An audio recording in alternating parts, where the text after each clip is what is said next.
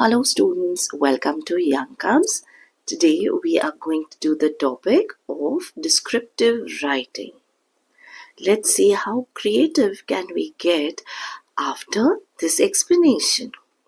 Children, when you hear the word descriptive, what do you understand? What is it or how is it that you will describe something? Describe a relationship, describe a scenery, describe a person, describe anything. Let's find out. So basically, when you describe something, you have to create a picture with the help of your words. Okay, and how will you do that? With all your senses, all your 5 senses. Okay, you will have to describe anything that your topic is on with the help of what you see, what you hear, what you taste. So for example, if you describing a food item, okay, or maybe a burger, okay, how do you see the burger? You look at the rich colors of the bun, the patty, the lettuce, the tomatoes. Okay, how do you hear? As in, you don't.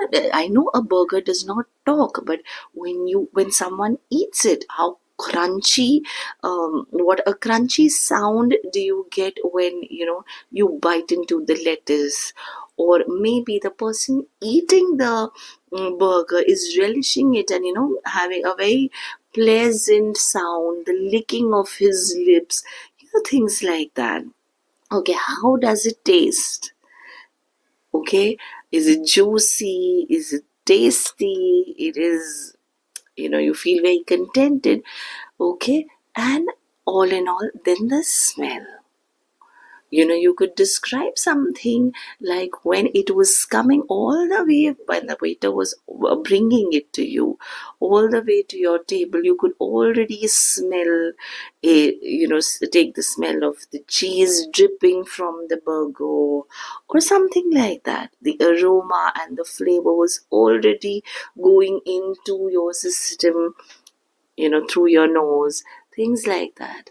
And then after eating it, how did you feel? Did you feel satisfied? You were on, you felt as if you've tasted the best food in the world. You have to express your feelings. Okay, so all this has to be done. You have to create a picture or an imagery in the reader's mind through your words. And what words? Through your through the words that will give an idea of sight, hearing, taste, smell, and feeling of of the writer. Now, whenever you're describing anything or whenever you're looking at descriptive writing, it heavily relies on vivid and sensory language. What do you understand by vivid and sensory language? It should be such that the reader should feel it with your words. So if you are describing a mountain, okay, you have to use a description of vivid colors, live colors. Okay, if you're describing the sky, if you have to describe the wind around that area, maybe, so you can describe it as if the wind was cool or it was caressing your face and stuff like that. So you should make the reader feel what through your words. Okay, and it should create or paint a picture in the reader's mind. Now here are some vocabulary categories and examples that can enhance your descriptive writing. Okay, now when we write description, we must remember to begin with a hook. See children, it is not compulsory to begin with a hook, but beginning with a good hook line, a very pleasant one, a one which you feel, or you're experiencing, or you're expressing it through your heart. The best of lines coming out in your hook engages your reader. Okay, the reader should want to go ahead and read your first paragraph and your second paragraph and the entire essay. And by the time you finish reading, the reader finishes reading it, you should be like, wow, what an experience. He's actually traveled to that place, or actually he's eaten that kind of a burger, things like that. You need to use exact words. Okay, for that matter, if I just say, it was red in color, and something was, maybe there are shades of red as well. Okay, if there's, a girl is wearing a pink lipstick, so which exact pink will, create a better and a vivid, more live description in the reader's mind. Okay, you need to include important details about what you are describing. Just one sentence about, a burger, if you're talking about the mountains, for example, or if you're talking about a river flowing and you're sitting on the bank of the river, at that point in time, the river flowing, I could hear the river, the river flowing. I could see the blue color of the water, and I could see the foam, and I could feel the cool. And no, you yourself need to get more engrossed in your writing. You need to get involved in your writing, and you need to make sure that you are actually writing 2 to 3 sentences on each sense. As in, if you are talking about the sense of sight, okay, make sure you're writing 3 to 4 sentences on vividly, or elaborately describing the scenario, or describing, like I told you, if you're sitting on the river bank and you're describing the scene around you, you need to describe. If you're talking about the water of the river, you could talk about the exact color of the water foaming, and maybe it giving you a very calm, it's building calmness in your mind. So this is how you could soothe the reader down with your words and with the hues around. Okay, now, so first thing first, we normally, in descriptive writing, kids understand, is how you will write what you see. So you need to create an imagery. Visually descriptive language is essential, okay, which is used to create an image in the reader's mind. The sun glowed like molten gold. So how has the writer you describe the first sentence? He has taken the help of the figure of speech, simile. Okay, so the sun glowed like molten gold as the pink clouds silently drifted across the sky. How beautifully done. Yes, see, hearing is being described by the word silently. Okay, visual display, okay, or visual imagery created by a color. Right? So these are the techniques you may have to use, or you will have to use, to create an imagery in your writing. Visual descriptions include colors, exact colors like azure, crimson, emerald, gold, lavender, obsidian. Okay, instead of just giving basic colors like yellow, blue, green, try going in for the exact color. For example, the color lavender, it is a shade of purple. Okay, but it's the lightest shade of purple. Okay, then by in visual descriptions, you can describe shapes.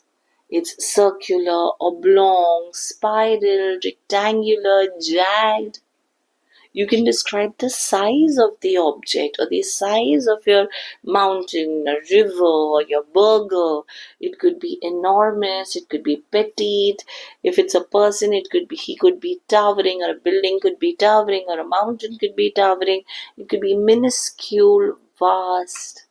So start looking at your adjectives. Also, but just by looking at it, what do you feel is the texture of something? Right? It could be rough, it could be smooth, velvety, gritty. What is gritty, children? Grainy. Yes, it could be sleek, it could be slender. Okay, so these are a few ways you could describe your, or you could use in your descriptive writing. Visual displays or visual description constitute the major part of your descriptive writing. Yes, however, the others could be, like we said, the size, the texture, along with them, then could be the smell. Okay, so exactly how is it fragrant? Fragrant means you like the smell. Okay, it could be fragrant flowers, it could be, when you enter a particular room, it could be quite fragrant out there. Okay, it could be pungent if you're describing a particular a food. Musty, aromatic, stench. Stench is unpleasant. Okay, then you could also describe sounds. Okay, sounds like, if it's very soft, if the river is flowing, and then there's a little, flowing sound, so it's not very loud, so as if you could just describe it as if the river was trying to tell you something by whispering it in your ears through the air.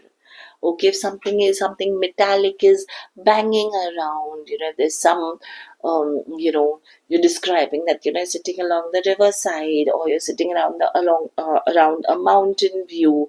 Okay, and you suddenly hear a truck passing by, so the materials inside the truck are clanging, then melodic, roaring, the winds roar. If you have to show that, a sudden calm scenario is becoming a little, tense or violent. So if you're describing a storm, the winds roar. And then you have no thought, if you want to show that you are not thinking anything, you're just calm. Your thoughts are on zero. You can say that these surroundings are, or these sounds are silent and they are calming, you're soothing you down. Then you can talk about tastes. It could be savory, bitter, tangy, bland, sweet.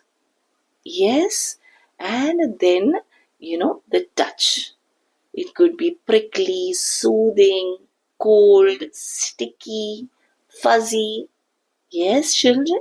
So these are the kind of words that you should make a note of. Trust me, children, descriptive writing is not that difficult. But it requires a lot of practice. It requires a calm mind. If your teacher tells you, come on, give me a descriptive writing, and you think you can do it, where there is zero attention or zero focus, descriptive writings will not come out great.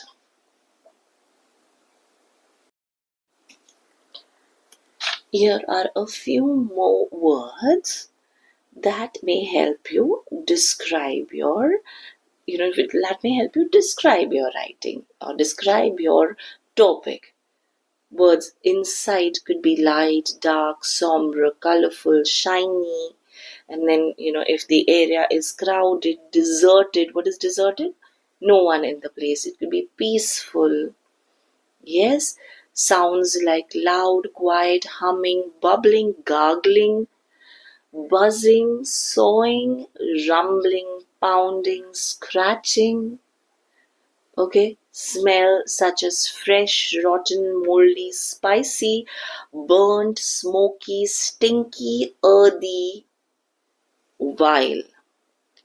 Touch could be soft, hard, smooth, rough, slimy, prickly, hot, cold, and taste could be sweet, sour, salty, bitter, spicy, tangy, nutty, or bland. Okay? Here are a few examples, children, a few sentences, the way you could describe the five senses in your writing. So if you have to describe a scenario, in the night, okay, the side part could be the moon shone like a torch. So it's a new moon's night, and oh no, it's a full moon night. I'm sorry, it's a full moon night, and there's no other light in your area but the moon, but the moonlight. So the moon shone like a torch on the glittery sea. Look at the adjective, glittery. Yes, hearing. The splashing water and squealing children disrupted the silent night. So splashing water, I can imagine the sound of splashing water. Squealing children, yes, I can imagine, when they're running about, and making all those kiddo noises and, squealing around. And, if those noises wouldn't have been there, the night would have been silent. Okay, how would you describe smell? As I inhale the sweet scent of coconut oil. Okay, I thought of my sister. Maybe his sister wears or applies a lot of coconut oil on her hair. Maybe a school going girl or something like that. So, the sister being, tying her hair in braids or plaits, the smell can, drive the thoughts of the reader, and the reader can actually start imagining his sister. Then taste the briny flavor of salt water, putrid seaweed, and rotten fish engulfed my tongue. Oh my god. Briny flavor, salty water. Yes, rotten fish. Okay.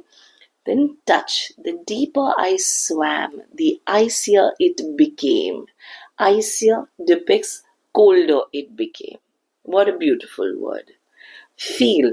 As it brushed past, I froze with fear, my heart pounding and panic strangling me. Children, you tell me, what maybe someone has taken a dip in the cold, icy sea water, okay, and an octopus or a jellyfish or something has, or maybe something prickly has passed by, okay.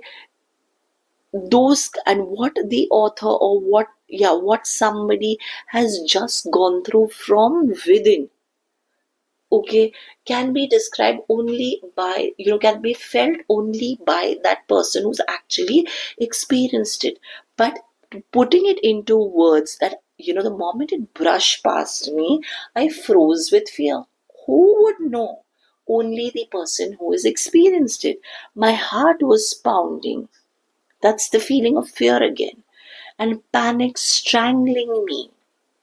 Okay, all these feelings, exact feelings of fear and happiness or sadness, whatever, okay, has to be shown and not told.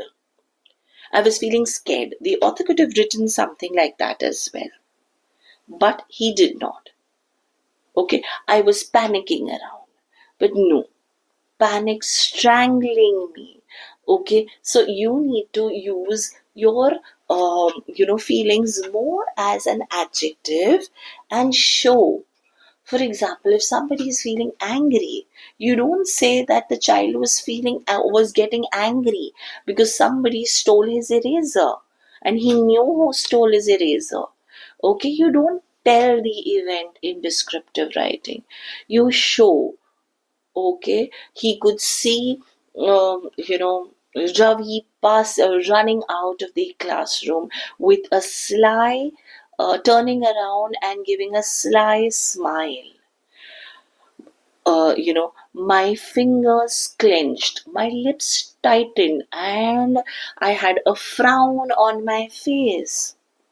So you show. So what does finger, somebody robbing the eraser and then in a way teasing and mocking at you at running away that, you couldn't do anything. How would a child feel? He would definitely feel angry, get angry. Okay, but we are not saying it directly that he's getting angry. We are showing it that he clenched his fingers, his lips tightened to maybe abuse him or just yell out his name. Okay, he obviously, when he's getting angry, anybody gets angry, your eyes widen, your pupils widen, expand, you have a frown, and your eyebrows straighten up, so you have to show and not tell.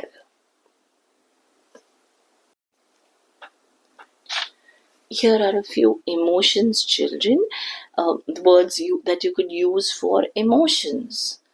For sad, you have depressed, desperate, dejected, feel heavy in the heart, feel crushed, disgusted, upset, sorrowful, weepy, or frustrated.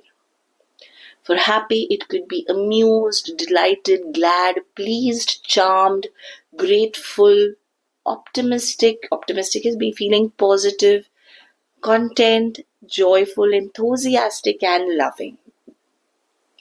For hurt, if you're, it's a negative feeling. You could say, jealous, betrayed, let down, tender, wounded, impaired, damaged, criticized, abused, punished, and rejected. For feeling very confident about something, you winning the prize or something, okay, you could write feeling strong, brave, assured, certain, prepared, successful, encouraged, peaceful, secure, relaxed, comforted. And if you're feeling too energized to do something, you feel strengthened, motivated, focused, invigorated, as if someone has put vigor in you. Okay, determined, inspired, creative, healthy, renewed, vibrant, refreshed. For discomfort, okay, if you're in an interview or something and you're in a situation where your discomfort and your thoughts are troubling you, okay, it could be anxious, troubled, uncomfortable, stunned, mixed up, unsure, stuck, hurt, frozen, and desperate. If you're angry, you could use words like agitated, annoyed, raging, furious, livid, bitter, fed up, irritated, mad, critical, resentful. If you're tired, if you're fatigued, you're feeling experiencing tiredness. Okay, that's when it could be indifferent, bored, drained, exhausted, dull, weary, powerless, dejected, listless, burnt out, fatigue. If you're feeling really, really strong and full zestful, okay, you could say you're feeling dynamic, tenacious, hardy, sure, certain, unique, secure, empowered, ambitious, powerful, and confident. If you want to show that you cherish something, or you gratification or thankful, or you want those memories to be with you, so you could say cherished, befriended, appreciated, understood, commended, empowered, accepted, blessed, healed, loved, or saved. Hope these words will help you to write better in your descriptive writing. Like we just spoke some time back, children, about showing and not telling. Okay, here again, are a few phrases which help you to show and not tell. It's basically for your emotions and feelings. So for afraid, you could say your hands were shaking, knees were like jelly, trembling, covered mouth with hand. Okay, because you're scared, you don't even want your breath to be, making noise. Feel heavy, fast breathing. Okay, heart pounding and whimpering. When you're nervous, you can say that tapping hands or feet, okay, biting bottom lip or biting the nails, butterflies in stomach, stuttering, lump in your throat, playing with your hair. If you're embarrassed, it could be blushing or turning red,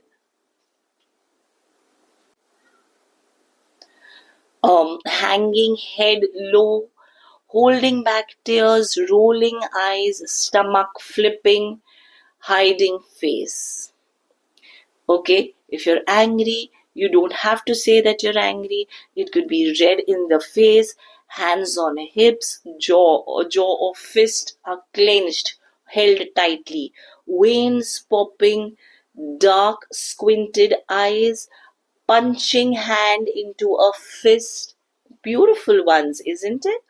Then, if you're feeling hot, you become bright red in the face, sweat on the face or back, fanning self with hand, moving slowly, panting for breath, drenched hairline, okay, sweat trickling your side locks, okay. When you're happy, you could say a smiling face, eyes wide open, corners of corners of mouth rising into a smile. Okay, jumping up and down, laughing, giggling and on cloud nine. These show not tell phrases were all about emotions and feelings of a person. Okay, however, if you have to describe the weather, okay, if you have to talk about the rain, you have to describe it exactly. Okay, whether it was drizzling, there were showers, light showers, heavy showers, it was raining, was it a downpour or a flood, was it torrential? Okay, if you want to describe that the weather is cold, you could talk about the hail coming down, sleet, snow, snowflakes falling on the ground, okay, blizzards, and how freezing it was. When you talk about the weather being warm, okay, you could talk about hot, sunny, summery, tropical, or balmy. Okay, these as well you could describe in terms of humans, where they could be sweating. You could use a lot of similes out here, children. Okay, your figures of speech play a very important role when you want to describe the weather. If you want to elaborate on a particular adjective, the best way is to use your figures of speech. Okay, then if it's cloudy, okay, it could be gloomy, foggy, it could be you could use the word overcast, or maybe it's not cloudy, so the skies are clear. Okay, when it comes to wind, it could be a light breeze, it could be blistery, windy, gale, or a hurricane. Another vocab words could be forecast, a drought, a lightning, a thunder, and rainbow, but of course, use them with a lot of similes. Okay, teachers look for people who would want to, children who make proper use of similes. Now, the weather conditions, a few sentences on them. Okay, the sun is shining brilliantly and the water in the river is glistening. Look at the exact adjective being used to exactly describe or create an image in the reader's mind. It's a bright and sunny day with clear skies and no clouds in sight. The temperature is cool, the sky is cloudy, and there's a gentle breeze. And if you could describe about the petrichor, what is petrichor, children? The wet or damp smell of the mud or the soil. Okay, could give the reader a hint that slowly and gradually it will start drizzling and it will start getting darker. Yes, the forecast predicts showers later on in the day. The air was thick with moisture and the clouds hung heavily overhead. It was a lovely walk in the balmy weather, a warm weather. It was a downpour and the rain was pelting down. Pelting down means hitting down, and you could hear the sound.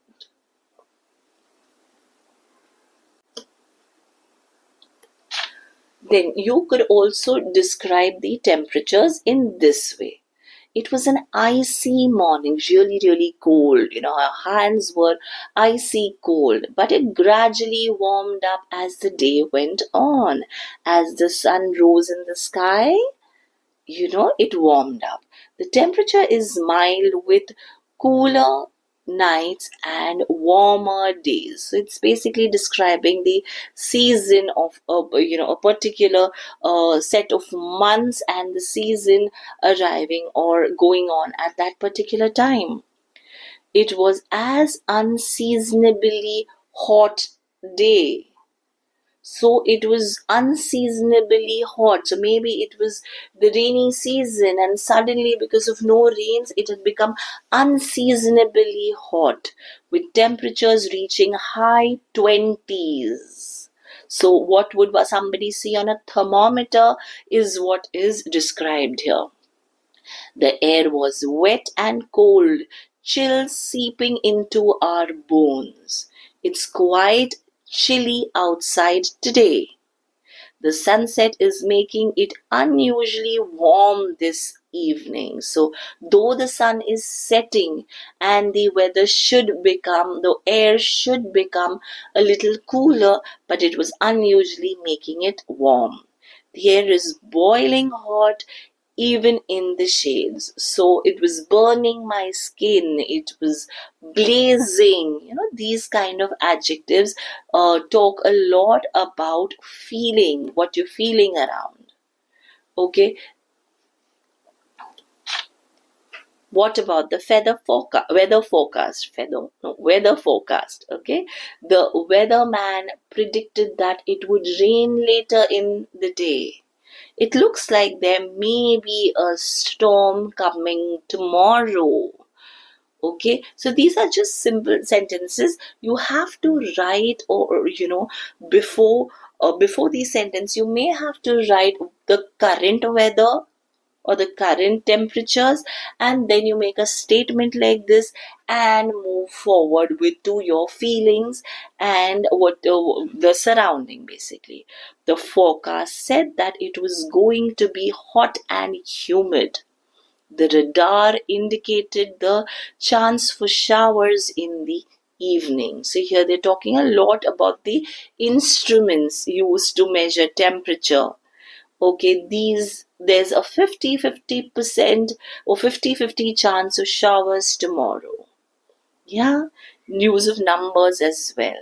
The satellite images show an area of low pressure coming in from the south. So low pressure means there's very little air in there. So the surrounding air would be gushing into the low pressures. Okay, the meteorological office forecasts snow in the next couple of days.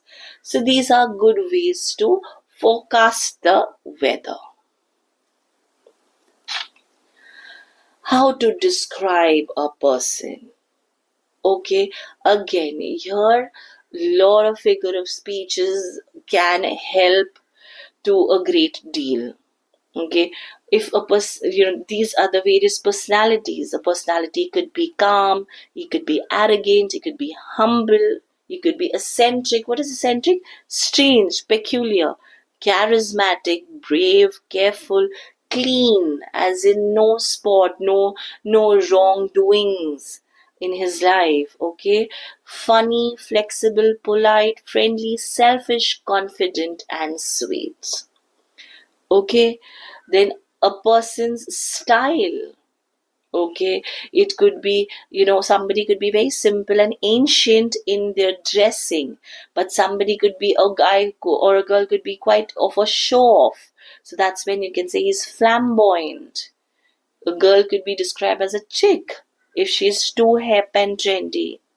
Okay, modest, trendy, casual, romantic, formal, classy, preppy, emo, goth, punk, boho chick, and hipster. Okay, these could describe the style of the current generation, maybe. Okay, for somebody who are a little older. Okay, maybe if you have to describe your mom or your elder brother who's like a decade older, maybe you could use a little of, he's formal, talks less, and his style, he normally dresses up very in a very crisp and classy manner, things like that. The nationality of a person would also give you an idea of the person's structure and stature. Yes, so normally British, a person, a man of British origin is quite tall, but on the other hand, a person of Chinese origin or maybe Japanese origin are, short in height. They may not be that tall, or so if I say Chinese, automatically it comes to your mind that they may be having small horizontal sleeping line like eyes and high cheeks. Okay, and a very short smile, showing all their teeth, your front teeth, things like that. So nationality can also create an imagery, a picture about a person. Hungarian, Ethiopian, British, American, Mexican, Irish, African, Russian. Okay, these things can, nationality can also give you an idea of the skin tone of a person. Okay, African, German, Turkish, Italian, Scottish, Hispanic, Caucasian, okay, and black. Black, though, is a very wrong way to describe the nationality of any country, of any individual belonging to a country. So please avoid black. Okay, then we come to the physical appearance. Okay, it could be attractive, beautiful, handsome, pretty, elegant. A person could, or a child could be cute, good looking, ugly. Again, no ugly, no hideous until you're describing a villain. Okay, gorgeous, rough, hot, youngish, curvy, ordinary, presentable. Children, further to add, you could also add the age, saying that the child was 8ish, 11ish, okay, he was a teenage, he was a young guy, okay. You could talk about somebody being in their middle age, or maybe just say it could be in their 40s or 50s, or a senior citizen. So this age could also help you describe a person. Okay, then you can describe the hair of a person. It could be straight, curly, cropped, auburn, black, blonde, brunette, long, short, bald, wavy, gray, brown, fair is light, okay, red. Oh my god, red hair people. Okay, and then the height. The person could be towering, tapering, maybe heavy down, and heavy torso, and upwards he's becoming like tall, lanky, very thin, squat, dwarfish, tall, short, medium height. Then exact age is preferable not to use. You don't use ideally do not use the exact age. Okay, then shapes of a person. If it's a girl, she could be curvaceous. Okay, an Indian origin girl is always normally curvaceous. Okay, a man could be chiseled. Okay, a boy or a child could be plump. A teenage guy could be slim, slight, fat, thin, skinny, chubby. He could be large in stature, overweight, slender.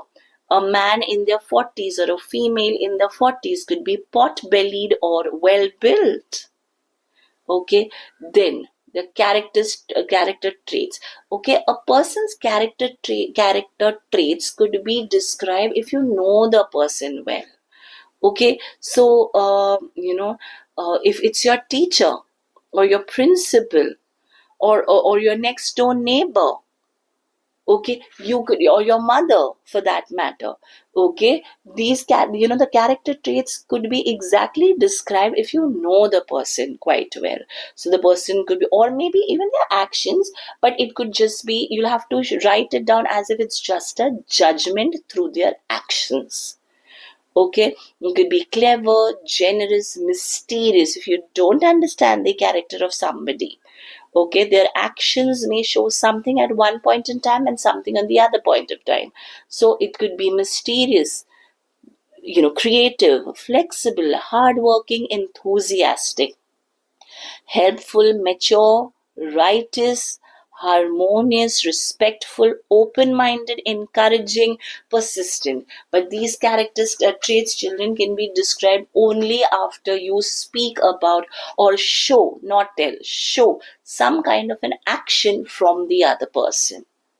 Okay, and then you're judging by that action, you are judging how the character of the person would be. Here are a few settings.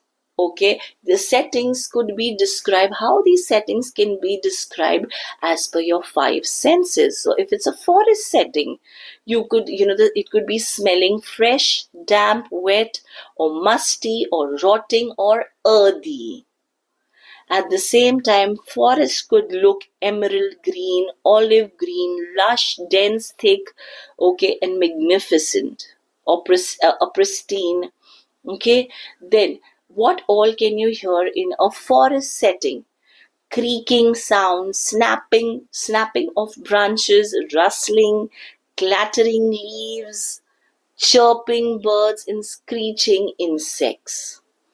Okay, normally in forest, you may not get to describe the taste because it is quite dangerous to take, pluck something or pick up something and taste it. But you could always describe, some grapes or berries. Okay, and their rich colors give you a taste of sour and bitter things. Okay, the air could feel, fresh and, like a mouth freshener. So you could add words that you can eat.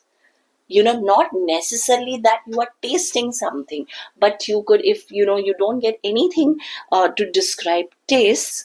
Okay, you could always look around, saying that the rose water. If you're looking at the rose, it reminded you about the freshness of rose water, things like that. Okay, and feeling, it could be humid, sticky, clingy, clothes clinging to you, warm, heavy atmosphere, sweaty, spongy, slimy, lichen. Okay, but normally forest could be dark. Okay, could be a little creepy. Okay, because you could hear the owls hooting and the sudden rustling of the leaves, so you could feel a little creepy, yet you could feel a little cold rather than feeling sticky and humid. Okay, if for example you have to describe an old wooden house, it could be damp, musty, rotting. You could sense dust in your nose and you apparently started sneezing. Okay, looks could be decrepit. Okay, deserted, dingy, unkempt, grubbing, peeling paint, flaky. Okay, you could run your fingers over the dust and write your name. Yes, okay, sounds could be creaky doors, squeaky, okay, tapping of the feet clearly being heard, yeah, hanging windows sound, whatever it could be, swinging, yeah. Again, taste could be not so, you couldn't taste anything in an old wooden house, but again, use things like that, as if you walked into the kitchen and you could smell rotten fish or stale food, as if somebody was living here and has deserted the place all of a sudden. Then you could feel dusty, damp, still air, okay. And then coming to food. Okay, food could be aromatic, pungent, savory, sweet, sour, cheesy, burnt, spicy, moldy, fishy, fresh. Like we just described that of burger. Okay, then how does it look? It looks oily, spongy, plumpy, pricky, juicy, crispy, crunchy. Okay, these are some words that's how it looks. Oily, okay, soft, okay. If it's a cake, it could be spongy, okay. And the texture could be like, if it's a cream cake or something like that, it could be very, very smooth in appearance. Okay, sounds could be crunchy. It could be go inside your mouth, and as if something is crackling in, yeah. Okay, taste could be sweet, salty, spicy, okay, tangy, bitter, savory, sweet, bland, burnt, oily. And how does it feel? It gives you a feeling. These feelings, I would suggest children, don't use adjectives. Give a proper sense of satisfaction, a sense of disgust, a sense of vomiting or pukish, things like that. Describe the feelings in appropriate phrases. Okay, beach, scenario of a beach. Okay, it could be fresh, it could be clear skies, okay, horizon. Okay, the sun setting down into the waters, things like that. Okay, how does it look? Pristine, magnificent, desolate, isolated, crystal clear. Okay, and a sense of goodness. Okay, then sounds, splashing, splishing, splashing of the waves. Okay, the wind, the breeze blowing into your ears, whistling sounds, howling, okay, children squeaking, okay, hawkers selling their items, things like that. Normally, tastes could either be, if you're not eating anything, it could be salty, but if you're eating, you could talk about hot, buttery corns, or coconut water. So these are a few tastes where you can introduce items, and items that are very familiar to everyone and anyone. It's always that a corn, butter and corn, most of the people have tasted them. Coconut water, most of us have tasted it. Okay, popsicles, ice creams, you could talk about these things. Okay, how does it feel? The gritty or the grainy sand, and this I could talk about the sand castles. You could talk about the warm waters touching your feet with the as the waves approach you. Okay, and yeah, moreover, it's quite sticky and humid near the beach, so you could talk about that as well. How do you describe objects? Objects are normally described on the basis of their color, blue, red, white, green, but try using exact colors. They could be described on the basis of size, tiny, large, medium sized, okay, pocket sized, They're normally described on the basis of shape: square, round, oval. Okay, other information could be portable, stylish, okay, waterproof, heavy, things like that. Okay, normally the material and texture can also be described. Okay, so the wood, plastic, glossy plastic, okay, tinted glass, things like that. Okay, purpose of the object, why was it there? Okay, used for cutting, sleeping, cooking, for show, things like that. And if not necessary, but if you could talk about its invention, who had invented it? Okay, just look at this example. It is a nice, big and heavy old rectangular television set. It is made of glass, copper, and plastic. It is used for watching movies, the news, soap operas, quiz program.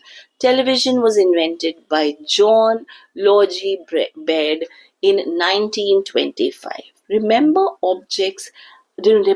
that adjectives have to follow their order. Children, please make a note of it. Teachers can mark you down if you do not write your adjectives in order. Okay, but most of the time you get to describe a situation, a person, okay, a relationship, a scenery. Objects is for kids, really small children. Yes, you can describe objects when, if you're in a scene, if you're describing a room, if you're describing a classroom. Okay, that's when object description comes into picture. Okay, here are a few details again. So the garden is a tapestry of vibrant roses, lush green leaves, and glistening morning dew. Okay, very beautiful way of describing greenery. Okay, then the gentle rustling of leaves was accompanied by the distant chirping of sparrows. You could talk about the aroma out there, maybe in a kitchen, or if you're passing by a bakery, the aroma of freshly baked bread, waffle, through the air, mingling with the sweet scent of blooming jasmine.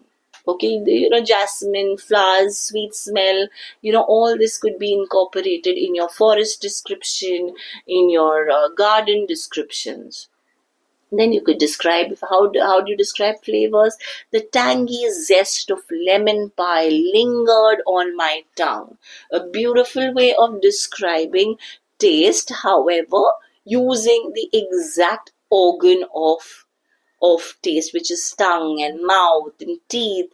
And moreover, look at the beautiful use of alliteration out here. Refreshing and sharp. Then, for touch, the smooth surface of the marble statue was in stark contrast to the rough, weathered bark of the ancient oak tree. Again, a lot of use of alliteration. Moreover, these are texture words, children. Okay? These are all texture words that you need to use in your description when you are describing touch. Okay, this is a small descriptive from a particular school. I would like you to go through this. Let me read it for you. A busy port. Okay, the bustling port is alive with activity, a hive of industry and commerce. Ships of various sizes, from colossal cargo vessels in sleek yachts, there anchored, their hulls gloaming under the bright sunlight. The water, a shimmering expanse of deep blue, reflects the vibrant colors of the vessel. Seagulls swoop and dive, their cries mingling with the sounds of engines and horns, creating a symphony of maritime life.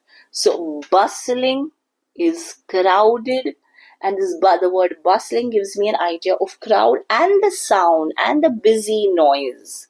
Okay, a hive of industry and commerce gives me it gives me an imagery of the place. Ships of various sizes, objects being described. Okay, to sleek, objects, huge in size, and sleek yachts as well. Okay, then anchored their hulls glooming under the sunlight. So again here describing the atmosphere. Okay, the water shimmering, surrounding being described. A good use of color. Okay, then they talk about the sound, a seagull swooping down, and the sounds of engine and horns, and the cries of the seagulls, all intertwined, mingled. Yes, children, what I want you to do is in the second paragraph, I want you to tell me what all sounds have been, or what all descriptive words in terms of their senses have been used here. Take a minute to do that. On the docks, workers move with purpose and precision. Cranes lift heavy containers, their massive arms swinging with mechanic grace. The air is filled with the scent of salt and diesel, mingling with the occasions of fresh fish from the nearby market. Each worker, clad in bright orange safety vests, contributes for the seamless operation of this nautical hub. Your vocabulary has to be intact and growing when you're doing descriptive writing, children.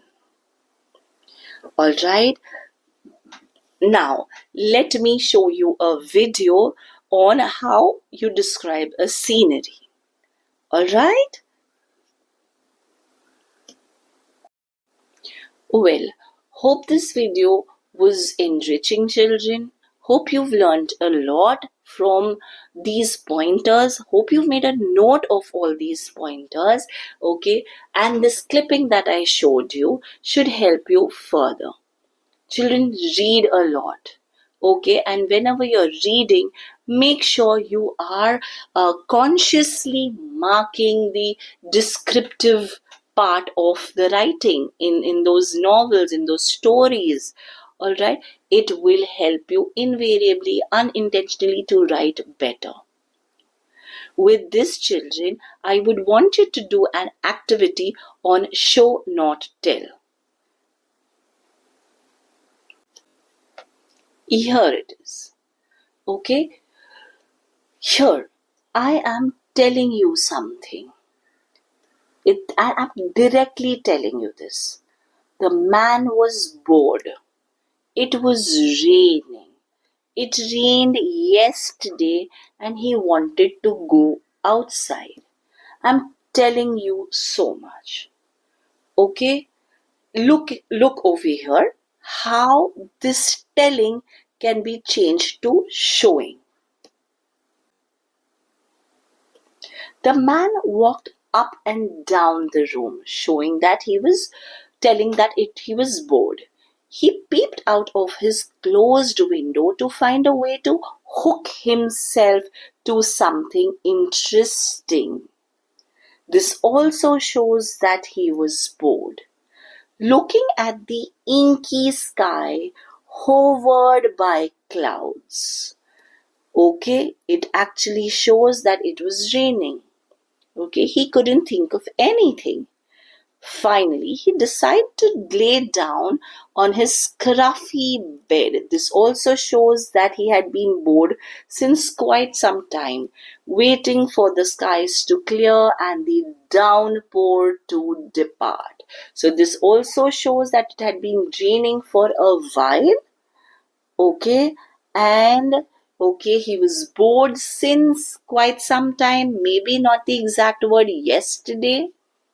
Okay, but showing that he was bored since quite some time, and now he was just waiting and wanting to go out as he was waiting for the downpour to depart.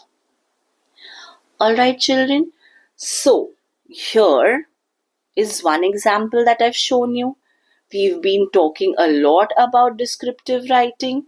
Okay, here now is another scenario which says, let me focus that on you. Here, Kevin felt sick. He had a fever and couldn't sleep. Children, I want you to do this yourself. And in 2 minutes, we shall discuss your writing.